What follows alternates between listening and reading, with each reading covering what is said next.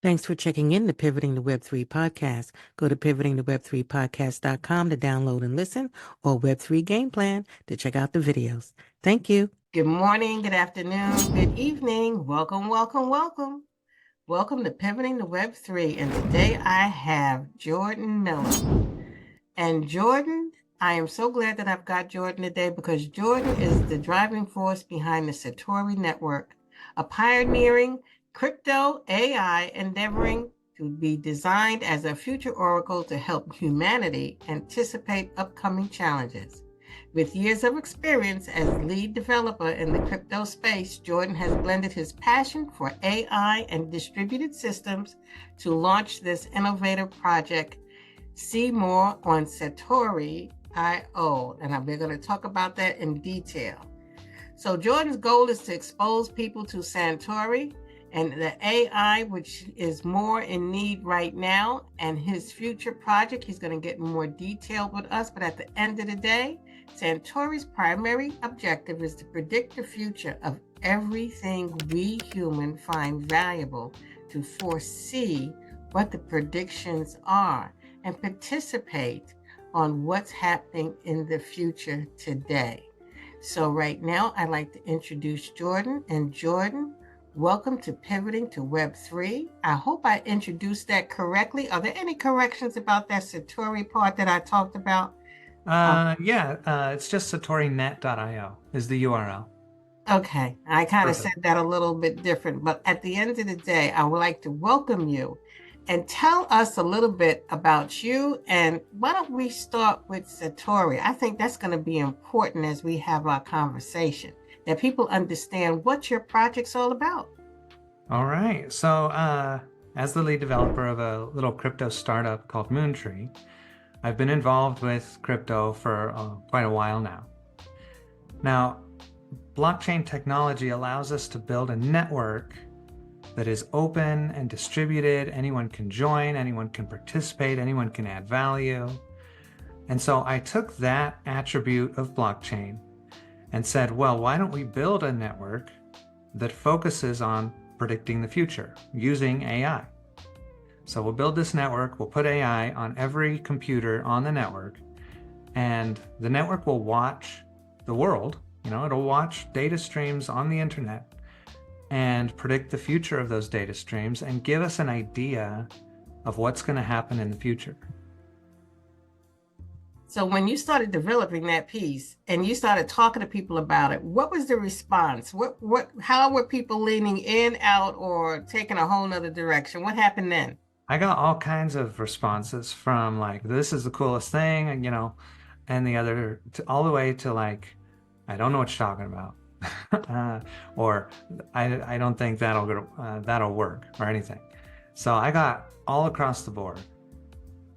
So with me, when I saw it, I was very interested in speaking to you because you talked about the brains of AI. And I know there's so many different parts of AI. You got the generative, you got chatbots, you have the large data. I mean, there's just so many pieces to AI. You have the NLP, the processing, and just all the different fluidity and just all the different changes that can take place. But with all of that put together, I've always had a question and wanting to know, how did AI get here? I mean, that's just the bottom line of my question. Yeah. Who started it? How did it get started? It could have just came out and dropped out of the air this way. How did AI become who it is today? How did that piece start? So I guess you'd have to say that it started way back before computers even existed, because back then they still had, math, and they still would make statistical models. So I would have to say it started back then. It's statistical modeling. It's saying, well, according to what usually happens, what are the patterns here? Mm-hmm. So we've gotten better and better and better at doing that with computers. And, in the 80s, early 90s, there was kind of a big boom about AI, but then it kind of died down, and people were used to this pattern of AI comes and then there's an AI winter where nothing's really happening. We're not making much progress, or at least on the surface, we're not making much progress. Mm-hmm. Things are still churning underneath. Recently, though, like where did it come from recently? I would say the biggest improvement in AI came with these deep neural networks that happened, 10 years or so ago. Mm-hmm. They figured out, okay, we can do a lot of cool stuff if we make the neural networks really deep, really big. And so they started doing that, and they kind of figured out, okay, well then we can do stuff with images. And they did a lot of like pattern detection on images. And then, like you said, generative AI came out where it was like, we would like to be able to generate images. And so they trained it on images. Now it can generate them. So these little like new technologies within the space have been building for quite a while. And the latest one, of course, is the LLMs, large language model. And if you talk to people today, just the average person, and you say AI, that's what comes to mind. Like a large language model, a computer that can talk English. That's what AI is today. But it'll continue to evolve, and there's lots of different nuances, different kinds of models you can create. So it's got a long way to go. So with that said, for those that are new in this space and just kind of catching on to what's happening with the emerging technologies and realizing that it's been around for a while, would we recognize it first as being part of the Alexas of the world and the Siris of the world and our phones and smartphones? When would the average consumer be able to connect what you just said to what kind of product that we're using today? Not to promote any one particular product, but just to say, we may not have realized it, but this was AI. Right. So what I think, when Alexa came out and all those competitors, how long ago was that? I don't even know. But when they came out, they had some AI, but it was mostly just an infrastructure, right? That's what those companies were trying to do, as far as my perspective. They were trying to disseminate an infrastructure so that now they can build more and more complex AI inside of it, so that the Alexa gets smarter and smarter over time. Mm-hmm. With these large language models, eventually that'll get incorporated, and then your Alexa will be really powerful. Mm-hmm. So I think that's what they were trying to do back then. Before they really had the AI to make it amazing, they had enough to make it so that they could detect its own name, and the voices that are talking to it, and run some commands. And so they disseminated that to grab market share, to put this in people's homes. Mm-hmm. And then Mm-hmm. So I do think people will see those products evolving and getting better, yes, with AI. So with the project, let's get to Satori. That really intrigued me on what I read in regards to, I think you started off thinking about how the brain works, how the neurons and neural systems and everything worked. And you started applying that to AI. And therefore, that's how you thought about, if I'm reiterating this correctly, how you started thinking about the predictive piece in the future. So now, if you can predict the future, can you tell me what benefits you see in having the ability to predict? To me, there's a lot of benefit there, where if you know this is going to happen, you might be able to do some things prior to maybe change the course. That's right. Is that ethical, or the ethics that we're walking into, or morals that we're walking into and away from, or belief systems that are going to be upsetting to some and comfortable for another few? Or can you help me in that area if I'm explaining what I'm trying to explain? Totally. Yeah. So the brain predicts the future. Yeah. On like our subconscious level. Like it's always trying to predict the future and be aware of what's coming, so that it's kind of ready for it when it comes, when the information, lands on our skin or our eyes or our ears. It's ready for it. And so it's always anticipating the future. That's how it's efficient. That's how it's intelligent. If it didn't have that efficiency, we would not be intelligent. You know how if you get startled, you're kind of, for a second, you're like playing catch up. You're like figuring out what happened for a little bit. We would feel that way all the time if our brains didn't predict the future. We wouldn't ever be on top of it.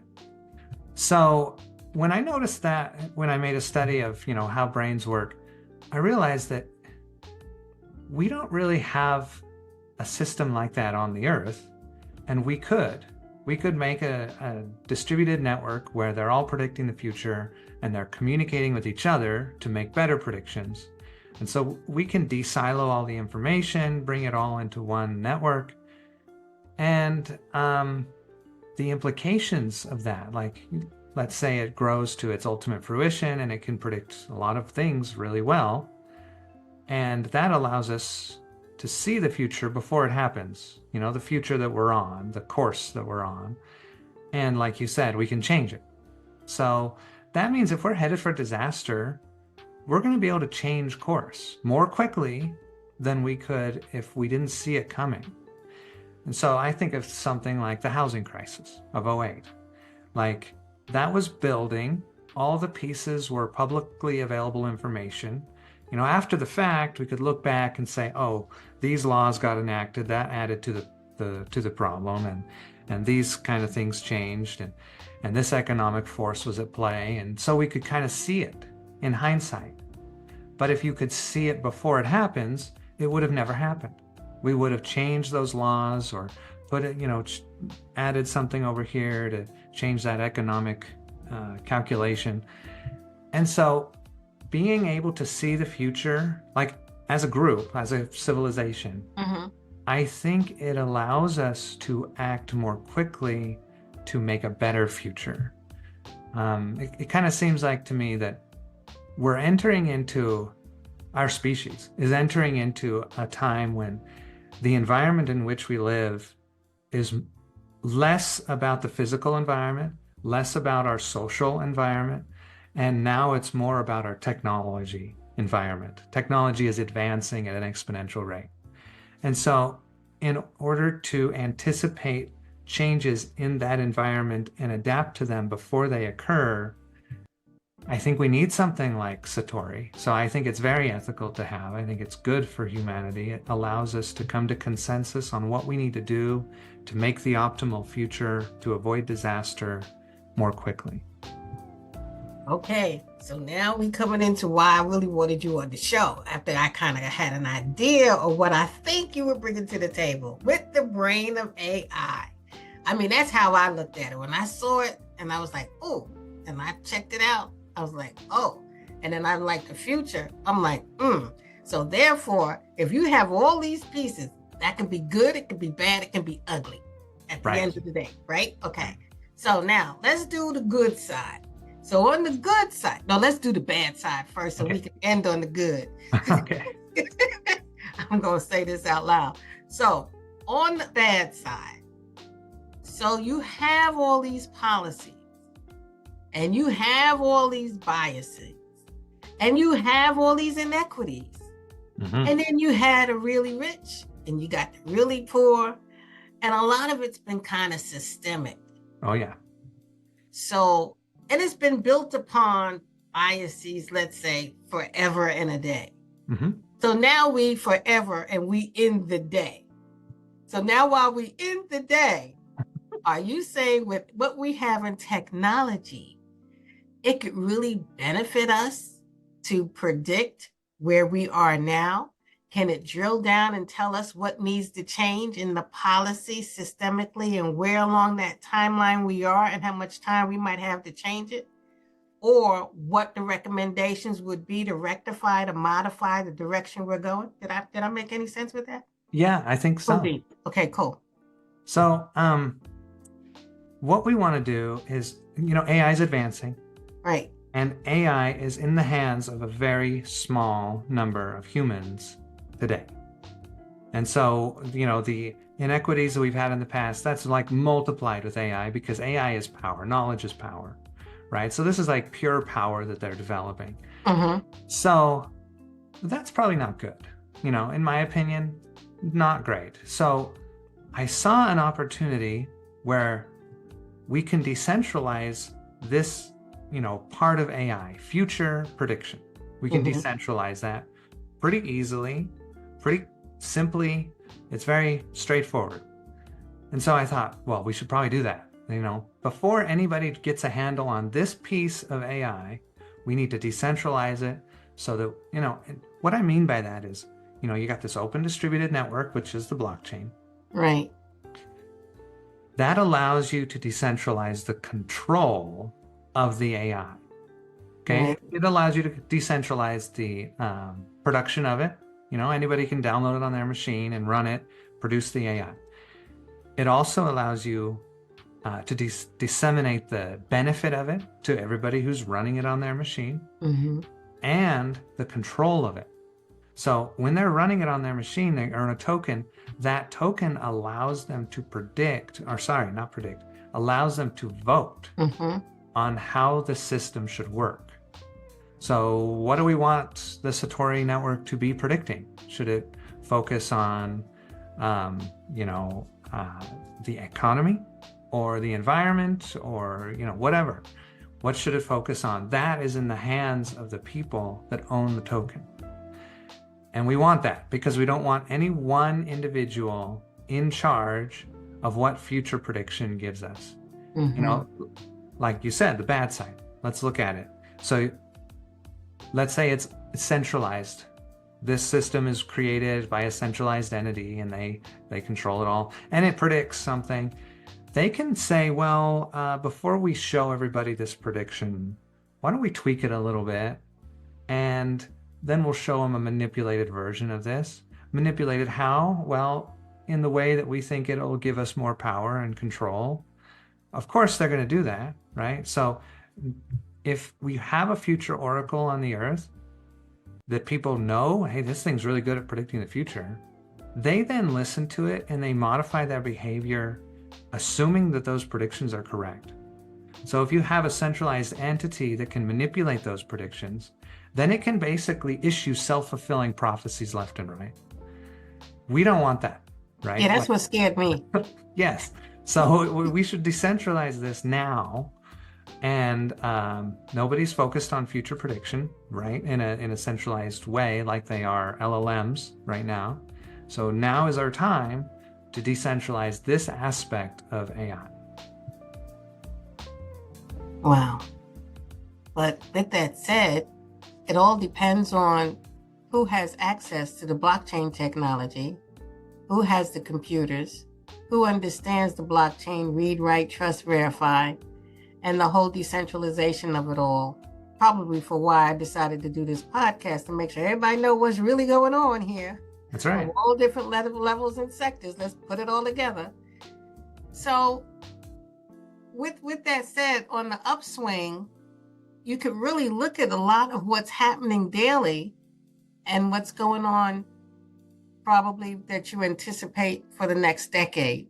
But we could go further than that and then really make some positive social change. That's right. Globally. Mm-hmm. Because it Absolutely. seems to me if you could do it within the culture or within a certain set of data or analytics for that particular population or country, nation, culture, ethnicity, policy, whatever you can drill down, Yeah. you should be able to exponentially extrapolate and project out all the way to a global perspective. Yeah, absolutely. And that's the perspective that we're focused on at the beginning. So we want to take in all the data of the earth that is kind of the most important data, the data that kind of affects everything else. So one example of that, probably the easiest example I can come up with, is like inflation number. Okay, inflation really affects all of the economy and everything that we do. So if we know that in the future, it'll be very helpful.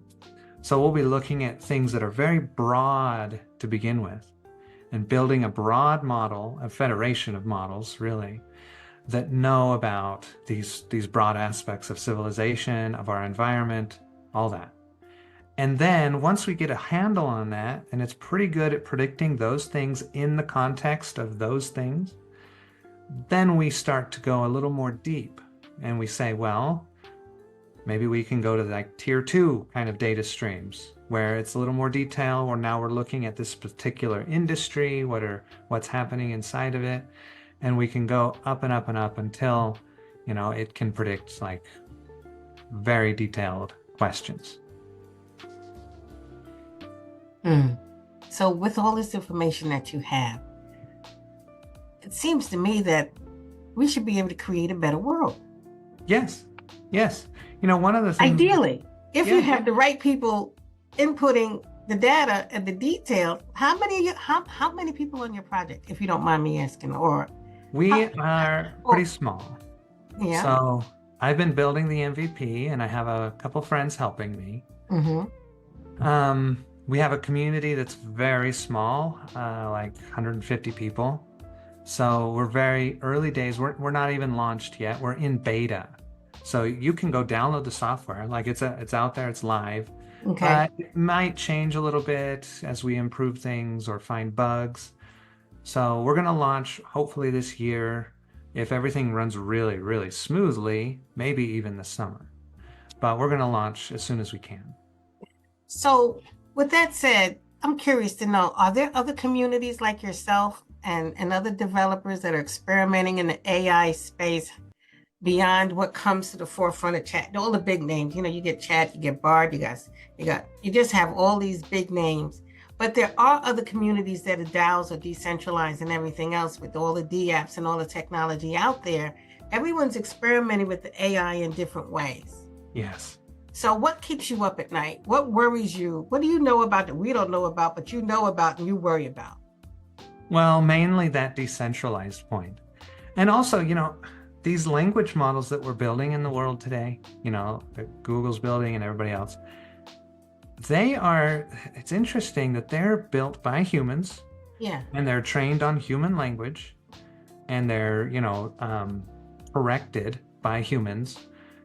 And so we cannot help but put in our biases, any mind viruses that we're infected with, any propaganda that we like. We put it in there, into these large language models, and then they spit this stuff out. And this is a problem. This is a big problem. I see Satori as having the antidote to this problem, because since it's predicting the future, it's trained on the raw data of the future. It starts subscribing to, I don't know, how about it starts subscribing to like the ocean currents and wants to know how fast are the currents going compared to last year or something like that. Okay. The real data is what it is subscribing to and what it's trying to predict. So it's training on the real data.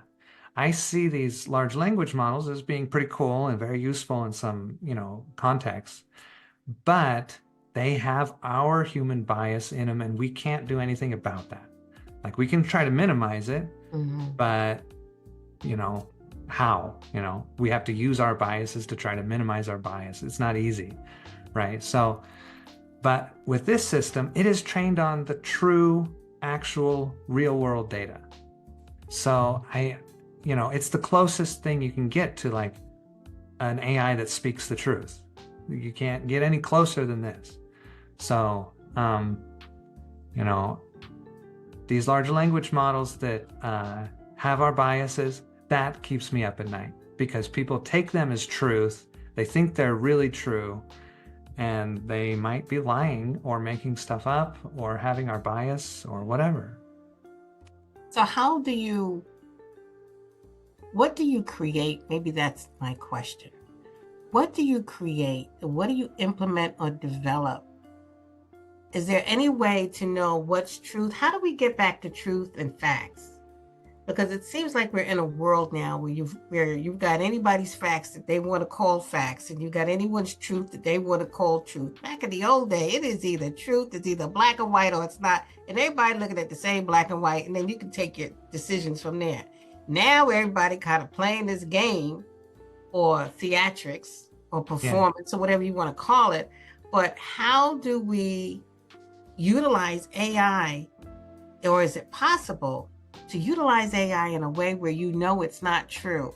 Is there ways to utilize the current technology in a manner with the truth?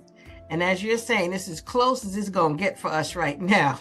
Yeah. Is there anything else that we could utilize that would basically give you a flag to let you know this has been manipulated, there's some flaws, there's some inaccuracies, without you having to try to figure it out with the human brain? Does that make sense? Because you Yeah. have these deep fakes.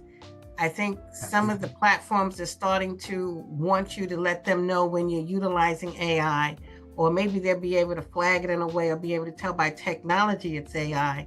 But for the regular old person that's using a brain trying to figure it out right now, is there anything we can utilize in the technology to help us know it's true, or figure out the truth, or give us Yeah. the real truth? Like a deep fake or something. No. I mean, they're always trying to make AIs that can, identify a deep fake and but it's an arms race. So the better they get, the better the fakers will become. And so you're never going to have like a real solution there. I think one thing that we could implement, but I haven't seen it done, is, well, the reason I haven't seen it done is because it's hard to do one-to-one identity on the blockchain for every human on Earth. But if we had one-to-one identity in a blockchain technology, then you could say, okay, who has signed this as being authentic? And do I trust them? And if I trust them, then I can probably trust that it's really authentic, it's not fake. I think that's probably the best you could do without something like Satori. Okay. So that's so many different questions. So what do the governments and the governance, how should they be playing with Satori, or how should Satori be utilizing the knowledge and the predictive analysis and the impact it could make to help model the appropriate governance, policies, laws, or behaviors for us to get to the end game and what we would hope was based on facts, minimal biases, and give us a true positive social impact that would be a positive outcome for all? Is there such a thing? Well, here's the way I see that playing out. So the government is going to create a lot of data. They do, right? And so Satori is going to ingest that data and try to understand it and predict the future of it the best that it can. And it's just going to do that. It's like a machine. It's just going to do that. After that, after Satori is scaled and it's kind of got a hold on that, then we can start to issue like hypotheticals to Satori. And we can say, okay, what's the future? And it will tell us. And we say, well, okay, that's the future. But why not? If we assume this policy changes in this way, then what's the future? And then it will say, well, in that case, I think this would be the future. And in other words, we can have a conversation basically with the future. And in that way, we can decide, okay, this policy will have good outcomes. This policy will probably not, or this policy. And then it comes up down to us. Well, do we want systemic problems? Do we want, inequities? Or don't we? And, it's in our hands at that point. And, we have the knowledge. We don't have any veneer to hide behind saying, oh, well, I thought it would work, right? No, like we know what's going to happen. So I think then it comes down to like, are humans going to be nice to each other or not? So does that bring us back to where we are today? Are people going to do what they're supposed to do when they're supposed to do it? Or are they going to do what they're not supposed to do when they're supposed to do it? And they not really hold true to who they are. And then we have some of the issues replicated. Is there any way around that? Or yeah, I think there is. I think it comes down to being held accountable. If you have this sheet that you can hide behind and say, well, who could predict the future? I didn't know this policy would have this detrimental effect.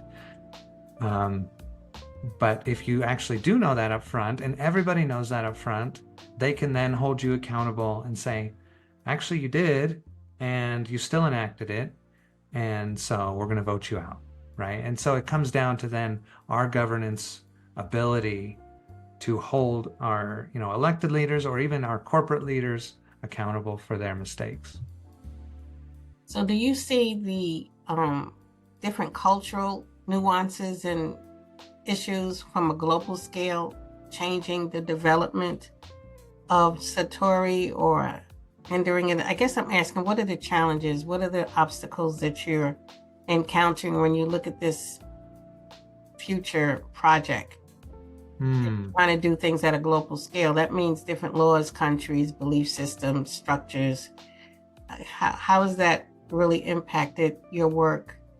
And have there been any challenges or things you need help with that we need to know about? There have been some challenges, but it basically comes down to making the software as simple and straightforward as possible. That's kind of the solution most of the time. So, for instance, like you download the software, you press run, it's a few steps, a few clicks, and then you're done. You don't have to do anything. You don't have to know anything about blockchain. You don't have to, And so we've engineered it in that way so that hopefully it can scale across borders. It can become a global thing, right? We want it to be as decentralized and distributed as possible. So, how did they get the information? Oh, how do they get the information? Good question. So the raw data that all the little nodes are predicting, that actually comes from the nodes. So it comes from the internet. Say you download it and you say, well, yeah, I think we should hook this up to sea ocean temperatures or something. And I know, I can get that data from this API. And so you can go grab that. And because you did that manual work, that extra step, right? Then your miner, your Satori neuron becomes an oracle of this data. It's providing it. And for that, you earn a little additional token. So that's how we incentivize the data to come, the raw data to come onto the network to be predicted in the first place. Okay. Wow. Boy, this is good. This is really good. I'm so glad I had you on the show. So we have all this information. I guess I want to get back to, how do we stay with the facts? Is there any way to stay with the facts? Yes. So if you're ingesting this raw data, what is happening inside the Satori neuron is it's got a little AI engine inside of it. So this little AI engine says, okay, I've got this data. I've been watching it for so long. I have this history of data. I'm also watching other things out there in the world. So I've got their histories. I've got all this data.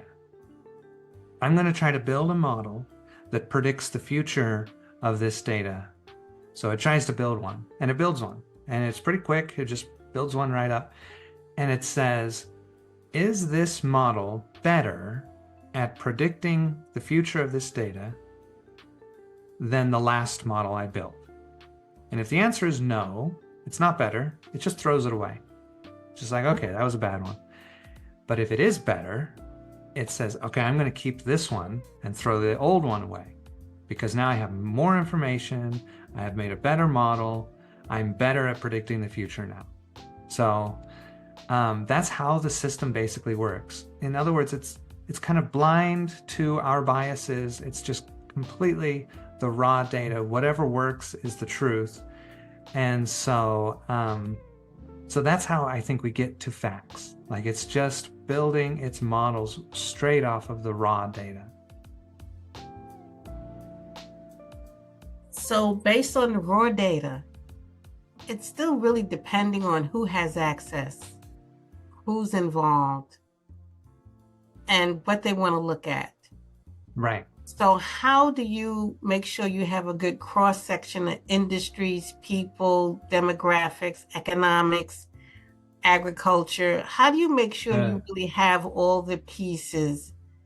Good question. So to answer that question, I think there's two answers. The first thing is, of course, you try to broadly distribute it to as many people and as many backgrounds and as many as possible. Okay, so that's number one. And it can run on like a laptop computer.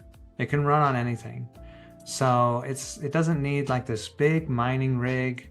It doesn't mean, it doesn't need a lot of power because it's just running all the time. So, and it'll make the models that are appropriate for the power that you give it. That's the point of having an AI engine inside of it that automatically makes these models. Okay, so that's the first answer. Try to disseminate it. Part of that just becomes make it as easy as possible to download and run, for free. So, and then you try to disseminate it as broadly as possible. Okay, so that's step number one. Step number two, there's a Satori Foundation. And the Satori Foundation says, okay, if this is a crypto project, most of the people running this software are crypto enthusiasts or AI enthusiasts. They're not, I don't know. They're not from big business or whatever else, agriculture. Mm-hmm. So what we're going to do is we're going to play the role of trying to fill in the gaps. Because as this thing scales and as it gets more distributed, it will naturally have more data and more diverse data. But until then, we're trying to build a model of the basic structure of our civilization and our environment. So we're going to take in data from government. If nobody's supplying that from the network, we're going to supply it. So we're going to make sure kind of the most broadest data streams are represented. So we can build, so the network can build a good model of reality. Thank you for that. So what are some of the insights that need to be exposed so people are aware of the crypto side? Because we've spent a lot of time on the AI side of Satori. Help us understand the crypto part, because it is part of the crypto, really, when I looked at the site. But I was really interested in the AIs. I don't want to feel like I'm cheating everybody and not telling them the whole story. Now that you mentioned the crypto, that's really what's going on. So anyways, tell me about the crypto. So the crypto side, like I mentioned at the very beginning, the reason we use crypto is to be able to make this decentralized network that anybody can join and anybody can participate in. That's kind of the whole reason. Like we could just build this on our own machines and kind of centralize it, right? But the reason to use crypto is to decentralize it. So that also helps to make it free and open. We don't just want people to be able to participate, but we also want people to be able to listen in on everything that happens, make it completely transparent.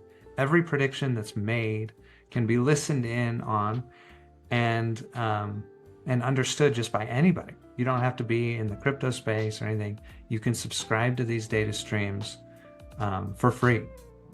So I think that's the main reason we would bring in the crypto to this side of things. I'm really excited about this conversation. So how can people get in touch with you or get more information? How can you be reached?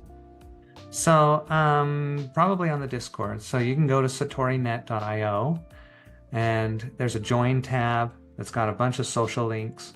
One of them is Discord, one of them is Twitter. We put out updates every week on the Discord if you want to watch the progress of it. But yeah, since I'm the founding developer of this project, and it is a very open source project, you